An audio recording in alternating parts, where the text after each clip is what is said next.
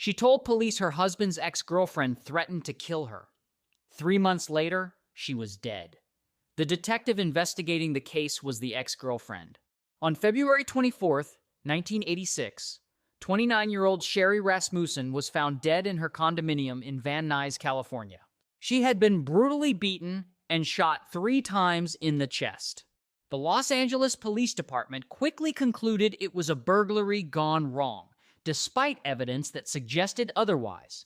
What investigators failed to act on was Sherri's earlier warning. She had reported threats from Stephanie Lazarus, a fellow LAPD officer who had previously dated Sherri's husband, John Rutan.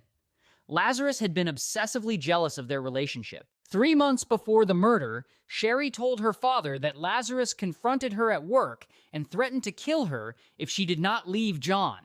She reported the threats, but no action was taken. The case went cold for more than 2 decades. Sherri's family repeatedly insisted that Lazarus was responsible, but their concerns were dismissed. Meanwhile, Lazarus continued her career in the LAPD, eventually becoming a respected detective specializing in art theft.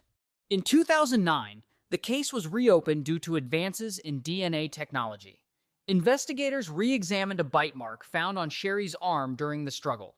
The DNA profile did not match anyone in existing databases, but it revealed something crucial: the killer was female, contradicting the original burglary theory. Detectives reviewed the case file and rediscovered reports of Lazarus's threats. They obtained her DNA from a discarded cup and compared it to the evidence. The match was overwhelming, with a probability of 1 in 400 quadrillion. On June 5, 2009, Stephanie Lazarus was arrested at her desk at LAPD headquarters, shocking colleagues who had no idea she was capable of such a crime. She was charged with first-degree murder. In 2012, Lazarus was convicted and sentenced to 27 years to life in prison. She is currently serving her sentence in a California prison. The case raised serious questions about police accountability and how investigations involving fellow officers are handled. It highlighted how internal relationships and bias can influence decisions and delay justice. Sherri Rasmussen's family spent over 20 years fighting for answers. They refused to accept the burglary explanation and continued pushing for the truth.